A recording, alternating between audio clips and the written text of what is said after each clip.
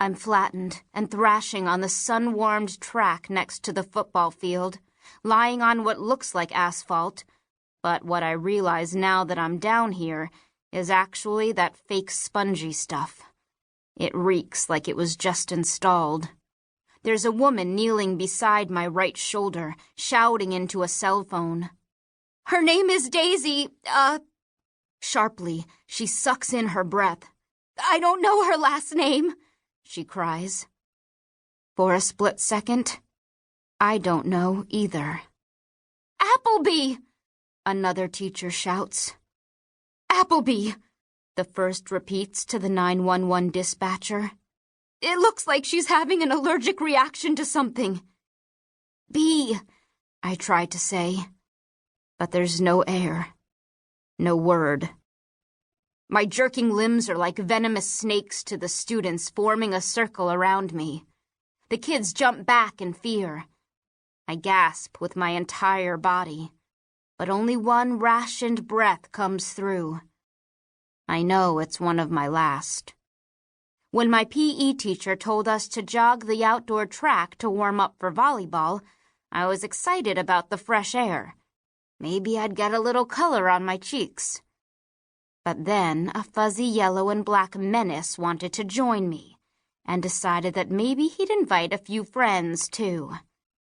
I hit number 1 on my speed dial the second I felt the familiar pinch of the first bee sting. I only hope Mason makes it in time. A wave of calm begins to creep through my body. I know it won't be long now. Everything, forehead to toenails, relaxes. When the threat of getting kicked disappears, the crowd tightens around me. My eyes bounce off face after face hovering above me. They're all strangers.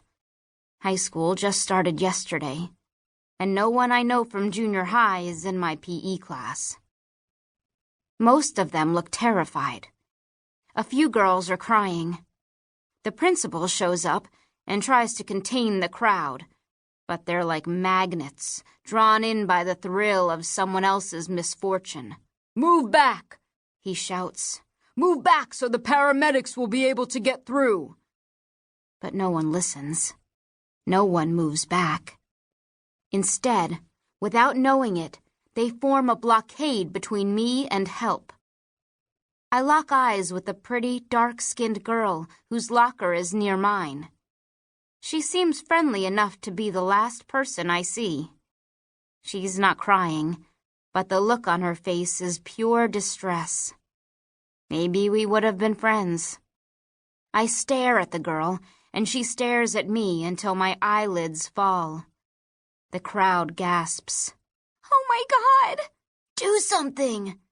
Help her!" a guy's voice pleads. I hear sirens approaching. Tennis shoe-clad feet thunder away from me, presumably to wave in the paramedics. I wonder whether it's Mason and Cassie, or the real ones. My arms go completely limp. "Daisy, hold on!" shouts a girl. I like to think it was my almost friend, but I don't open my eyes to see for sure. Instead, my mind goes blank. None of the sounds are clear enough to hear anymore. The world fades to nothing, and before I have the chance to think another thought, I'm dead.